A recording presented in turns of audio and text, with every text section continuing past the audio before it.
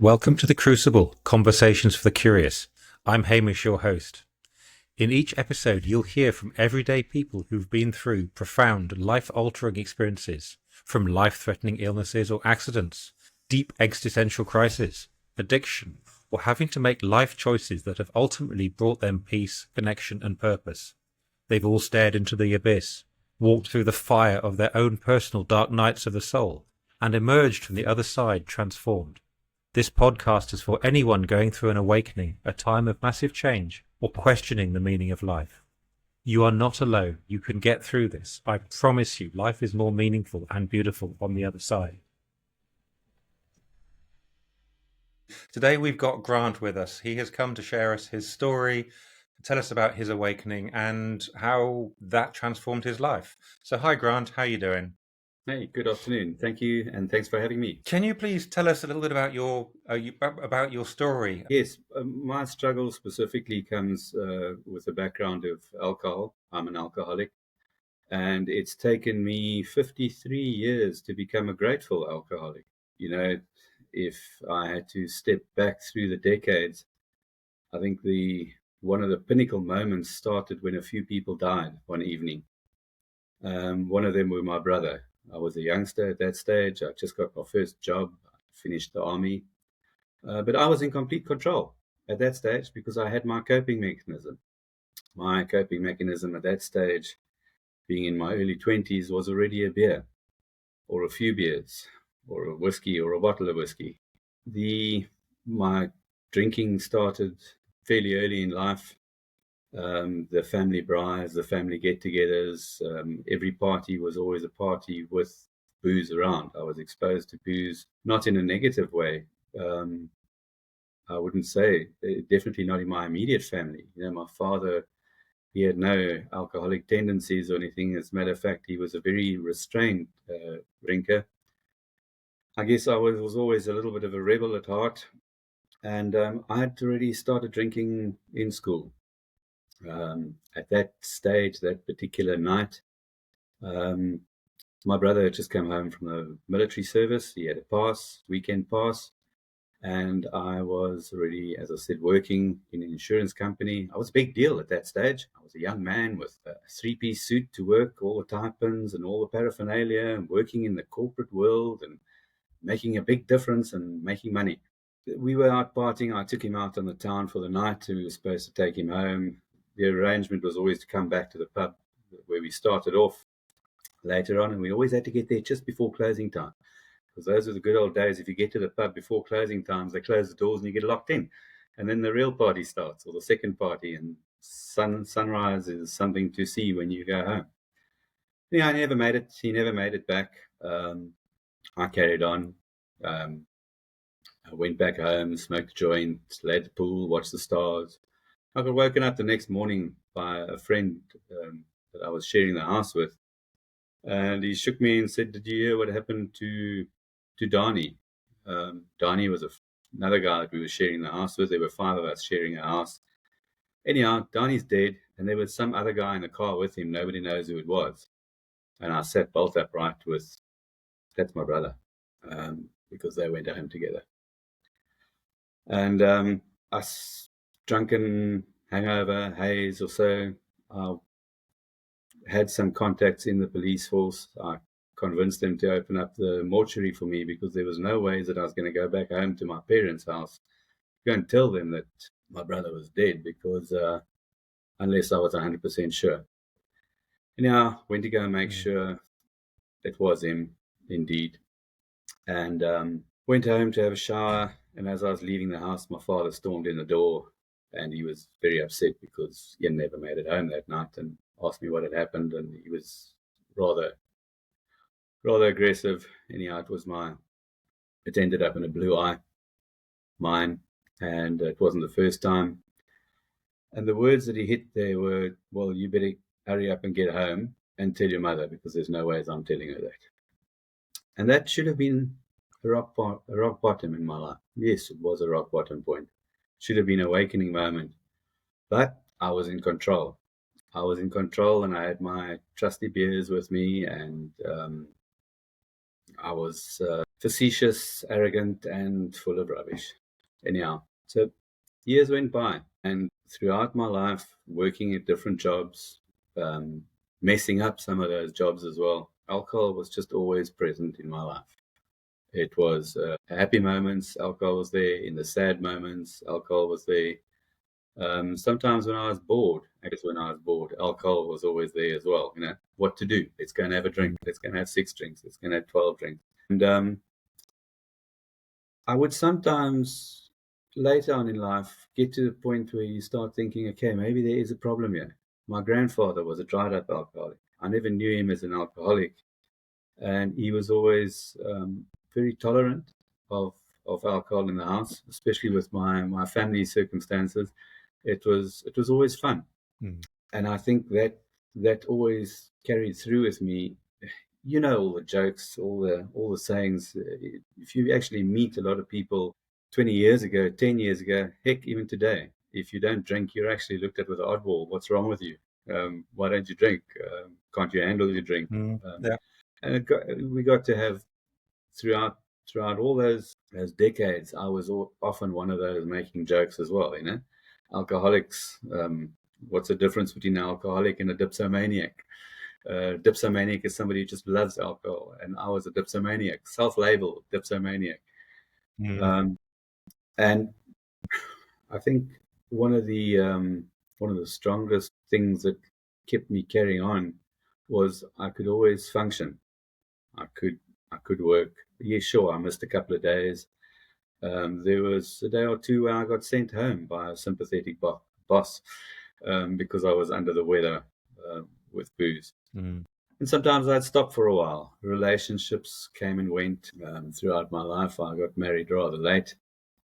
And I messed up a couple of really good relationships because of just wanting to drink all the time, because every party was a drinking party. As much as I sort of made money, I never had any money because it was always being spent. But somehow money for booze was always there. Or the worst thing is sometimes manipulation for booze was there. Remember when I gave you a lift? You owe me 2 beers, and people would reciprocate. I met a lot of drinking buddies, and I still have a lot of drinking buddies because those friendships are real and they are formed.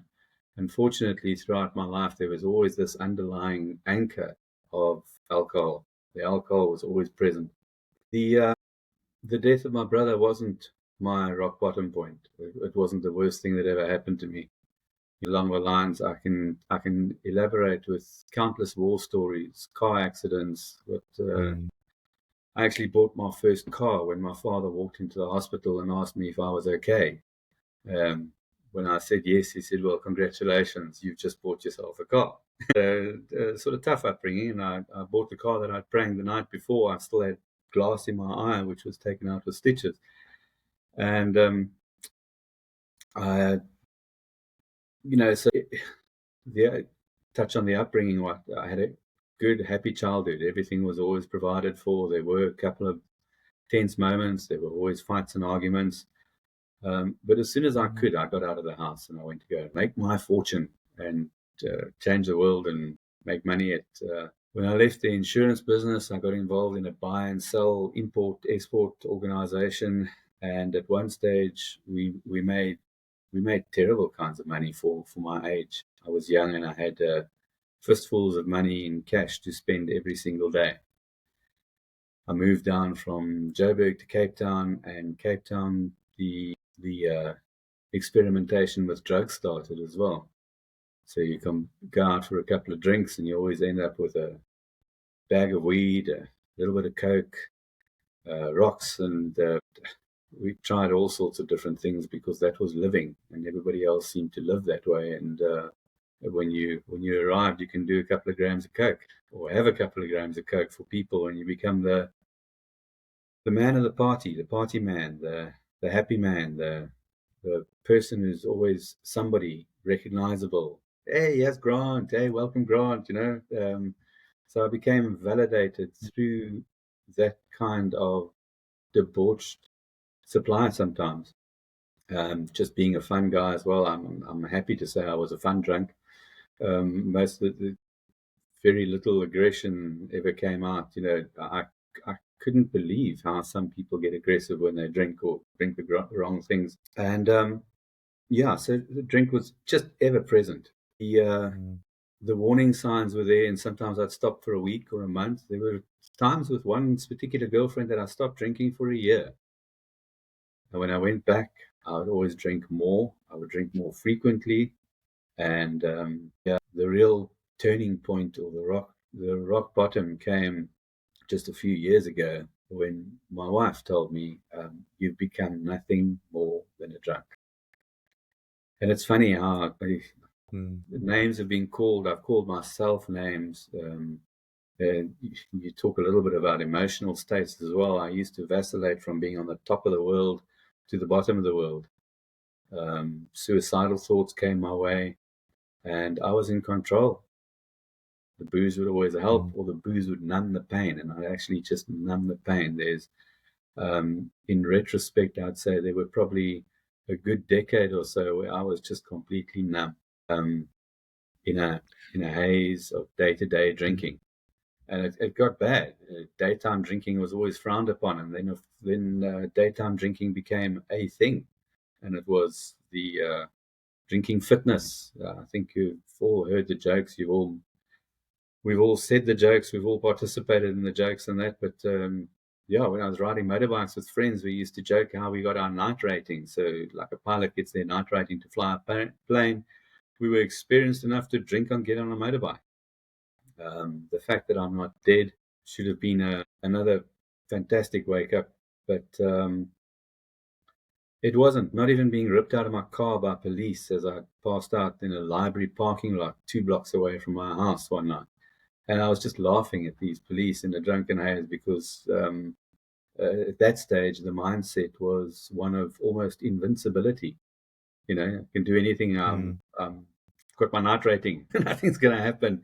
And it's just crazy. You see people dying in accidents. I've experienced people dying in alcohol-related accidents, and it didn't quite connect the dots for me that I was going down this slippery slope, and it was just getting worse and worse and worse. So you didn't really. There was no particular moment where you suddenly realized something has got to give. There wasn't a dark night of the soul or something that said, I really have to change. It was just watching that process slowly going down and down and down and down over the years. Yes, I think the lows would always get lower, and there was a time that I did think of going and get some professional help and all that, and I actually read up a little bit about Alcoholics Anonymous, because remember, the mindset is such that it's got this funny grip on you that you're in control and you make all things happen. If it's meant to be, it's up to me, and maybe I don't need help. I'll get help if I want to. I'd already made peace with the fact that I was damned many years before. What's different? And there's no ways I want to start with religion. I've seen some people mess up religion for me, my perception of them as well. So that whole talk about getting soulful and getting spiritual or connecting to a higher power or anything, it didn't resonate with me. As a matter of fact, it actually turned me away even more, because I was still in control. The series of rock bottoms, I had kids, and I was looking at my kid's computer, trying to help her with some software program, being the type of person that I was, and maybe a parent. She was a young at that time, 12 or 13 years old. I looked at her laptop and came across her history, and the history was how to help an alcoholic who doesn't want help. That shattered me, and at that stage, it shattered me enough to make me think about it, but not enough to make me do something about it. Because I'd stop for a week and it'll be fine, and then I'd be off to the pub again, just for 1 or 2 drinks, and then Friday just morphs into Saturday. 7 days later, I find myself hiding away in my bedroom, not wanting to go into the house where my wife and kids are, because I know I've got to explain something, or I've got to apologize, and I've got to apologize yet again. And I just got so tired of apologizing and saying I'm never going to do that again. as much as I could stop for a year or two in the years before, it just kept on getting worse and worse and worse. So my lows would get lower. And there weren't very high points in my life anymore. Life was just spiraling out of control financially, work-wise, everything. The whole world was against me and everything was going bad. One night when my wife actually, I'd lost my keys or she had locked the door, I can't quite recall, but it was after a rugby match and it was the last time I actually had a drink. She said to me, "You've become nothing but a drunk." And as I say, I've been called many other names by her before and by other people. But that something happened. Something happened. It shot through me like nothing else, like no other low point had shot through me of waking up with a hangover and say, "Oh, I'm never going to do that again," or "Oh wow, what happened? Did somebody get hurt last night?" Or none of those hurt me or thankfully got to me as much as that did. And that was, I'd say that was my complete turning point. It took me 2 days to actually go and join a meeting and that, but I spent 2 days in my bedroom, not going out after that. And I think I knew that was probably the last time, because if I had to do that ever again, I wouldn't have a wife and kids anymore. Thankfully, I do. And the only reason I did that was I took the next step. I took the next step to get over all of my messed up perceptions of my life, messed up perceptions of other things, and thankfully, the AA, Alcoholics Anonymous. I hit a couple of Zoom meetings, and it was all okay, and I felt a bit of a shift, and I felt a bit of a change, and it was that they talk about connecting to a higher power, your own perception of a higher power, and that gave me the freedom to release myself from my previous perceptions of God, Jesus, and the church, and all that kind of thing. And then that allowed me to actually connect to what I still call God, but in a different way and in a more personal way and in a life-changing way, so much so that I'm still alive today. Because I'm certainly sure that had I carried on drinking the way I was, I wouldn't be talking. I would be severely sick or dead or in jail. That was my route, and it became very clear to me. It was also that first time that I actually stepped into a physical meeting, and it is very powerful and it is hitting. But when you actually tell other people that I'm an alcoholic, it's very difficult to do. It was one of the hardest things I had to do, and I did some pretty difficult things in my life before. And I think it's that whole combination of realizing that it's just totally out of my control. I need to do something different now because I'm not in control. And that was the thing. We're not in control. We need to connect, converse, and trust some higher power that we connect to somehow. Otherwise, we toast. That was it. It took me 35 years to get there. But, not hard drinking, regular drinking. Regular drinking. There were a couple of very serious and hard nights. We all go on crazy benders and that. But 35 years of constant drinking to get to that point of you know what, this isn't good enough anymore. This isn't the way I want to be. It's never the way I imagined my life to be. And how did it get here? Suddenly, from being sort of okayish and manageable and all that, to this point where you're actually locked out of your own house. There for the how many of time? I mean, I've slept in cars, slept in my car in the driveway because I couldn't get out, couldn't get home. Woken up in the front of my car on the driveway floor, cold, shivering, shaking in a puddle of pee, because that's where I ended up. So just absolutely crazy. Absolutely crazy. So thankful to be alive. I'm on a different path, and it's only through personal experience that I can definitely say it is all of that, but it's so much more as well. You've got to, yeah, what can I say? That's been my journey and my experiences. I can only speak of mine. And the stories that I heard there as well were just, as much as I was a complete mess in my life, there was somebody else who was worse and who was doing way better than I could ever hope to imagine to be.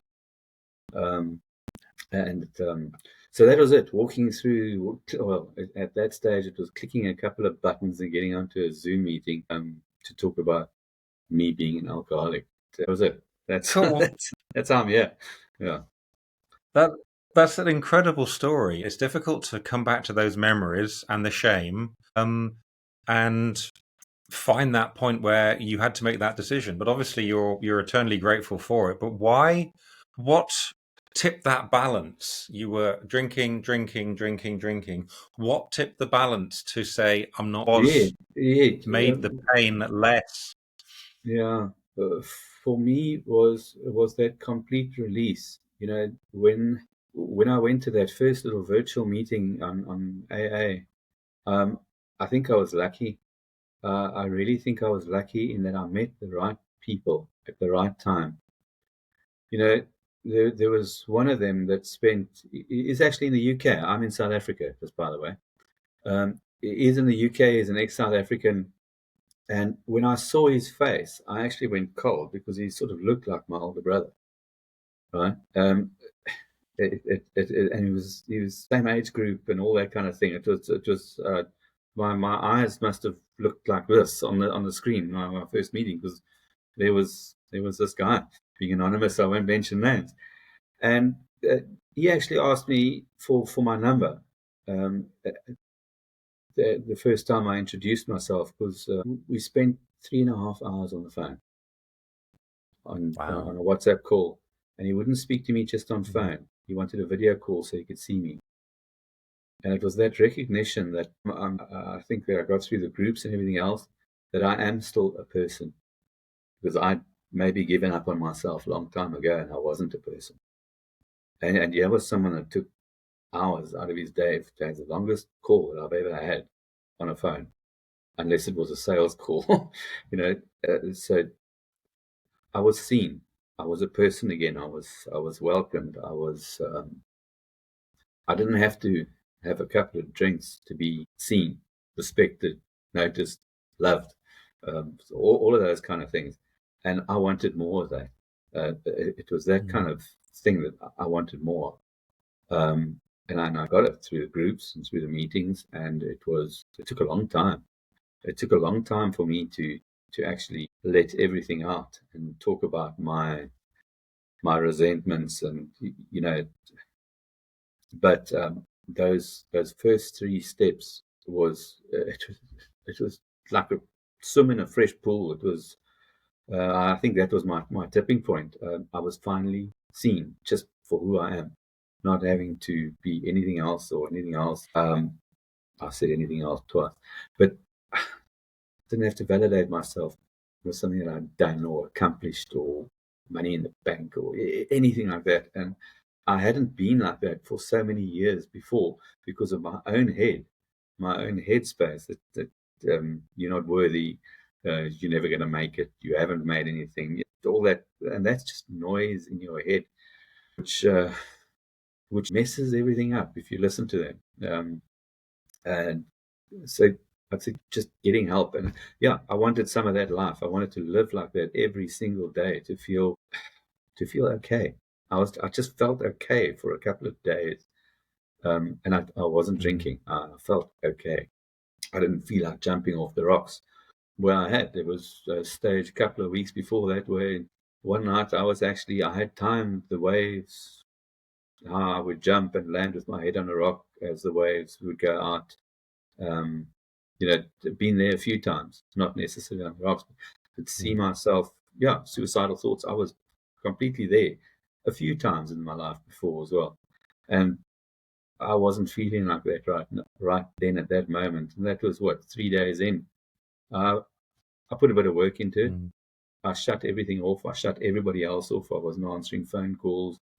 Literally, I didn't get out of my bedroom for a couple of days. barring going to the loo and stealing some food when my wife was sleeping because I was hiding away from her. And a couple of weeks later or so, when we were having a little, having supper or something, one of my daughter, one of my kids, my daughter said to me, "You okay, Dad? Because you're looking different." Mm-hmm. And yes, I wanted to be different. And since then, it's been different days all the time, and I'm every day in every way, I'm getting a little bit stronger and a little bit better, and I'm being that different. I have been for a while. Yeah, to be there for my kids instead of having them see me in a box. So yeah, it was that I want to change. Has happened many times before in my life. I can change. I've proven that to myself many times before when I stopped drinking or cut down on drinking or only weekends or only beer, no brandies. The jokes we tell ourselves that we're okay because I only drink beer. I had done all of that before. And had change and a couple of conversations and maybe that sort of connection on a spiritual level became I had to change.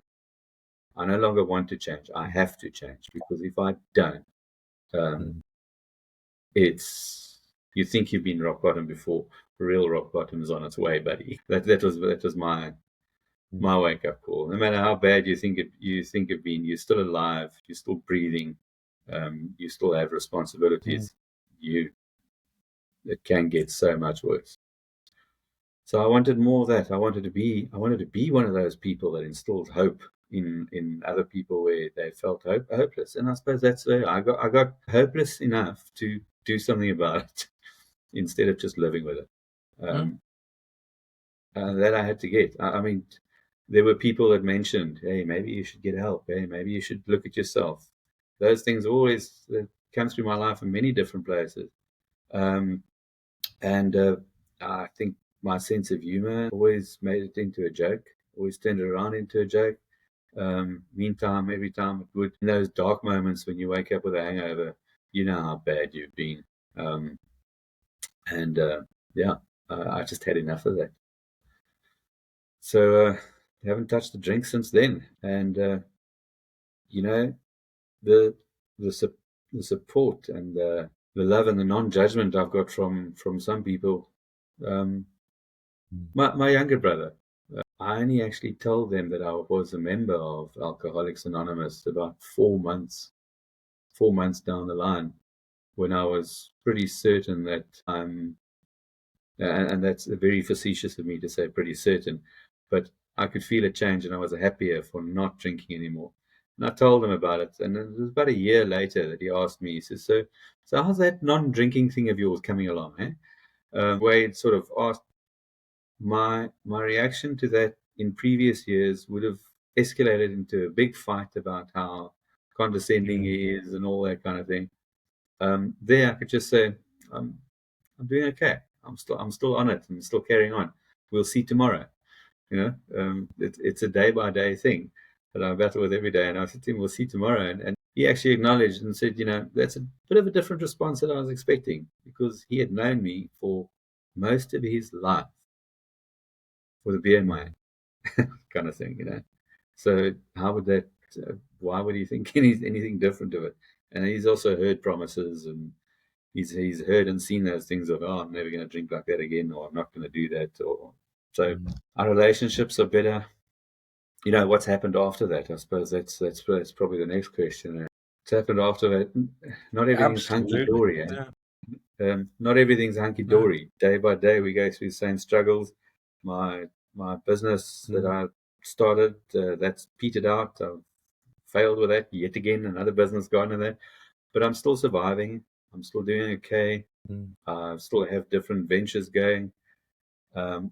Most importantly, though, my relationships and my honesty with more myself than anybody else. I'm more honest with myself on a daily basis about things that I do wrong, things that I wish I'd done differently, and about how I feel. I think I only got to know myself in the last 3 years. I'd never known myself before. I was always just a version of myself in different scenarios. And the cool version was always driven by alcohol. In retrospect, he wasn't such a cool guy after all. But he had his moments. He had his moments. He wasn't all bad either. Mm. But No, of course not. my wife and kids see them here, and to get some intimacy back in the entire relationship after years of no intimacy is, I just call it a miracle. It's lovely. We can talk, and we actually talk about more deeper things because I'm honest as well. We actually talk more than I can remember my parents and I ever talking.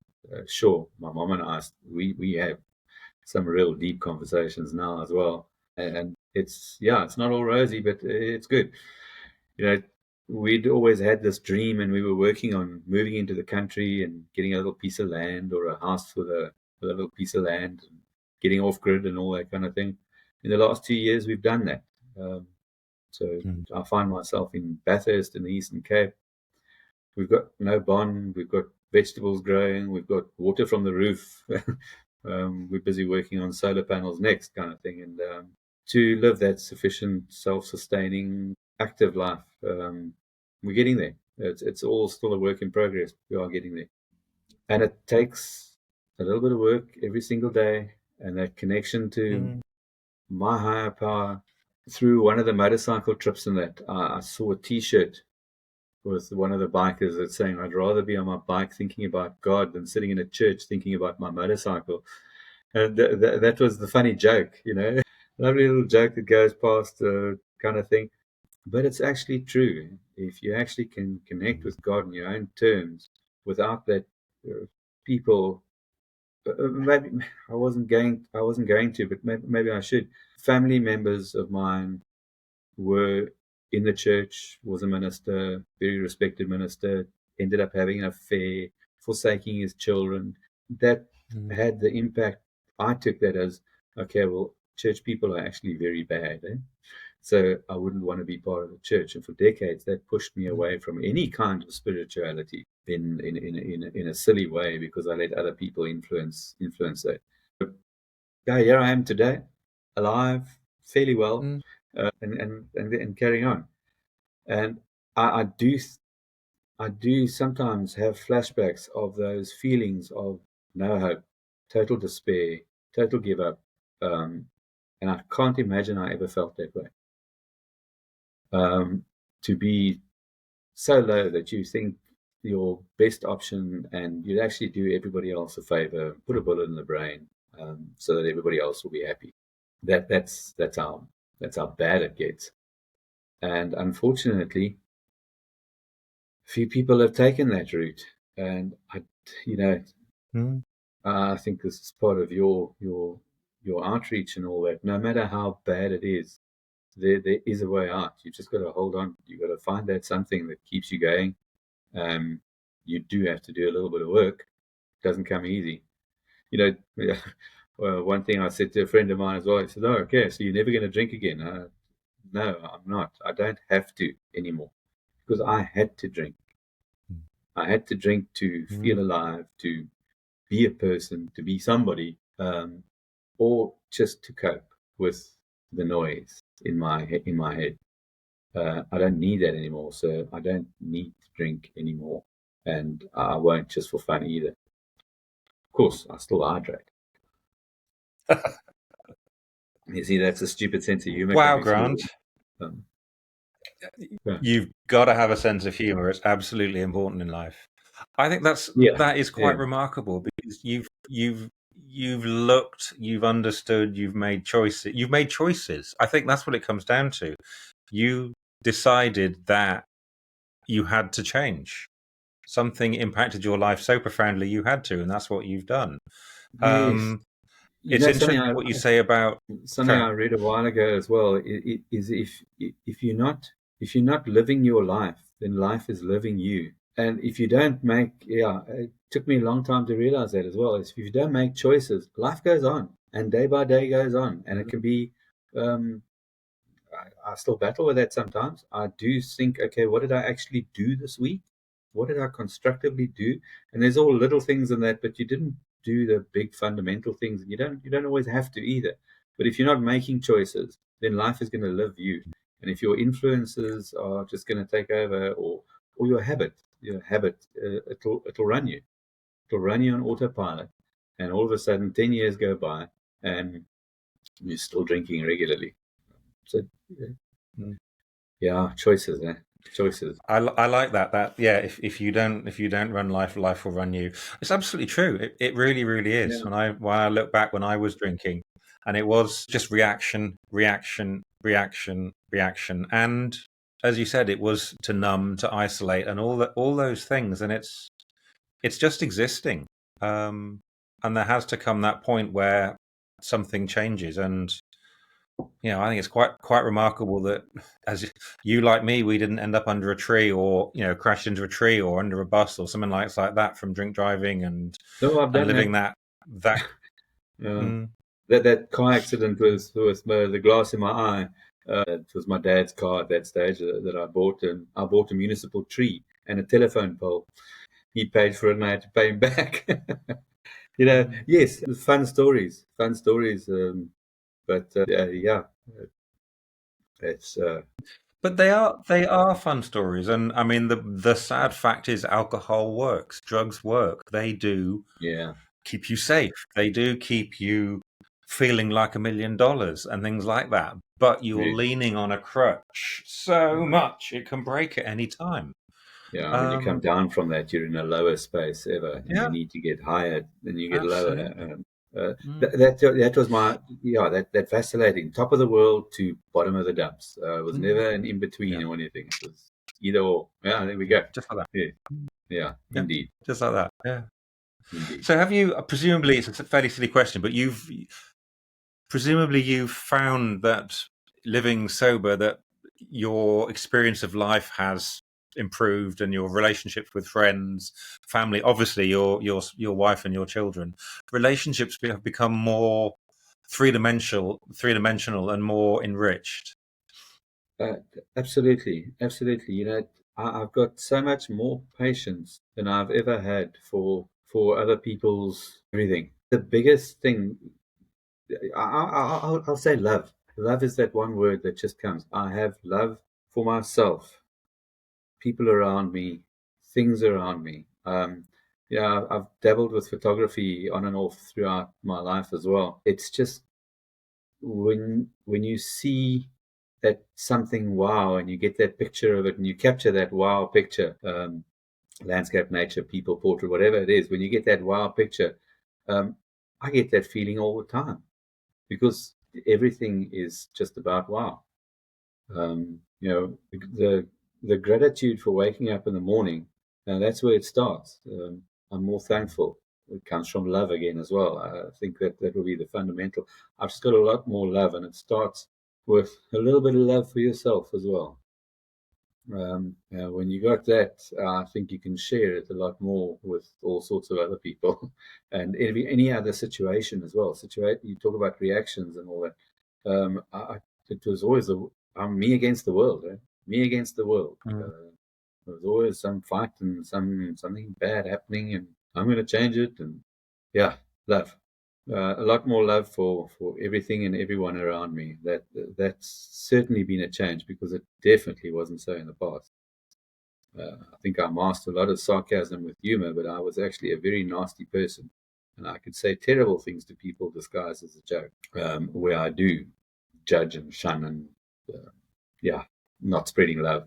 Not spreading love. It is, isn't it? It's life. Life is simple. It is love. It has to be. And what is lovely, what I'm experiencing from having these conversations, is people like you, other people I've spoken to, who are willing to use love and just say it's about love. It's not a particularly manly thing to bring it into a conversation with people, but that is the magic. It is that connection, and it is so powerful, and it's completely unquantifiable. But with that love, you stop drinking. You've listened to your children. You've listened to your wife. You're present for them, and that's just remarkable. That is utterly remarkable. It does feel a lot better You know, the amount of times I've walked down a street or walked around a shop where I've suddenly taken a quick turn to duck from someone who's going to see me or say hello or ask me something or something like that.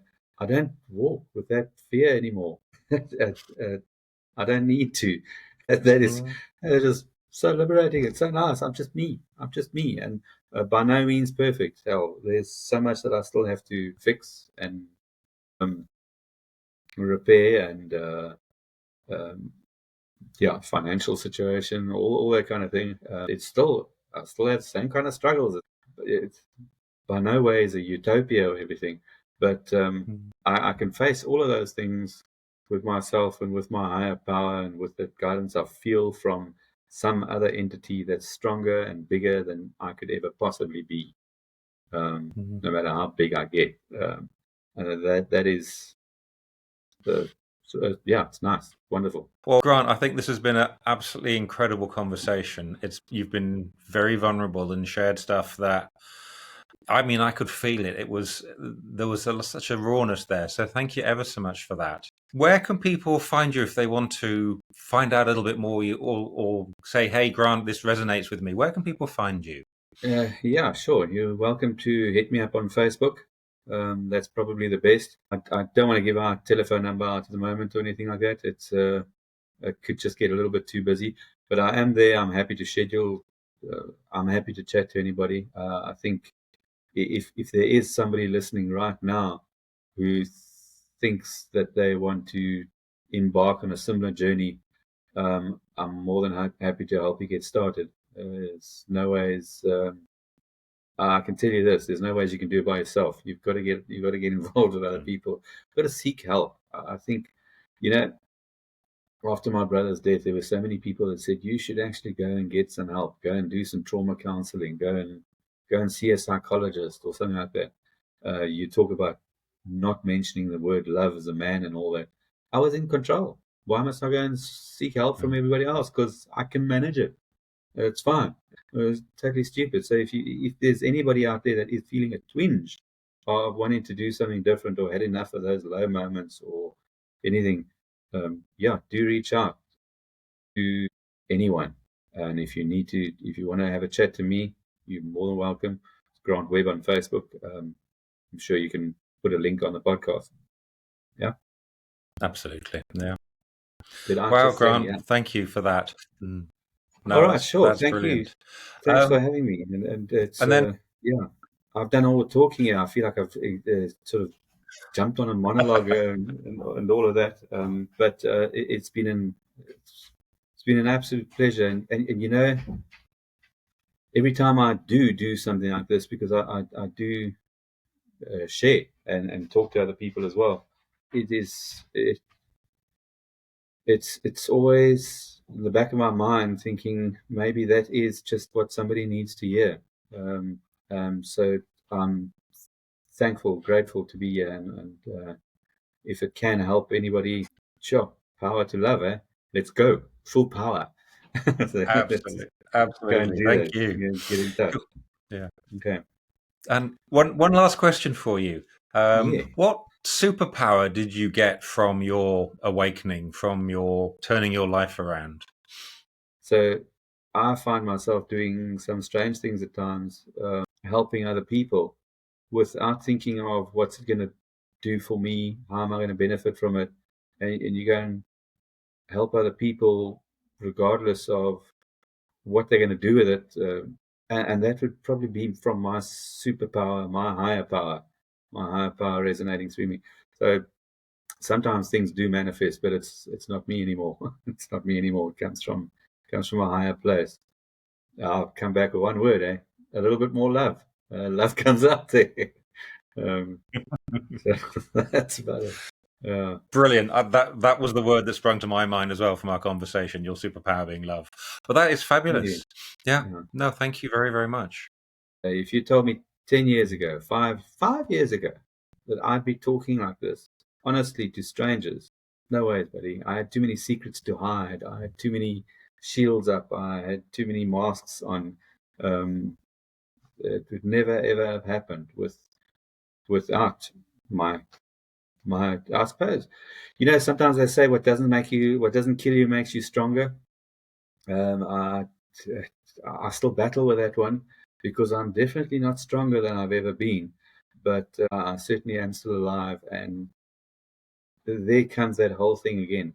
I think if one person listening to this gets empowered or motivated to make a change in their life, if they're in a desperate situation, um, against all odds, if you're against all odds up against that wall and you motivated to do something different, gosh, do it.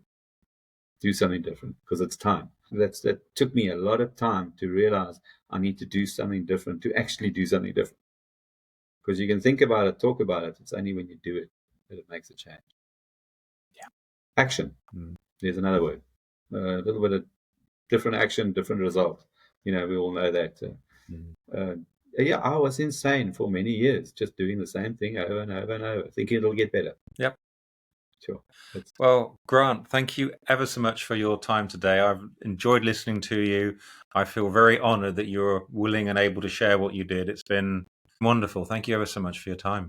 Awesome. Good luck on your journey, and thanks for what you're doing as well. It's power to you too. I hope it goes far. The world needs more of this. Go for it. Thank you for listening to this episode of The Crucible, Conversations for the Curious. If these powerful stories of transformation resonated with you, be sure to like, subscribe, and share this show with anyone who you think could do with a dose of inspiration for their own journey. I would really appreciate it if you could make any comments on your favorite podcast platform as well. That helps me reach more people. All the important links and information are in the show notes below. Thank you very much for listening, and catch up with you soon.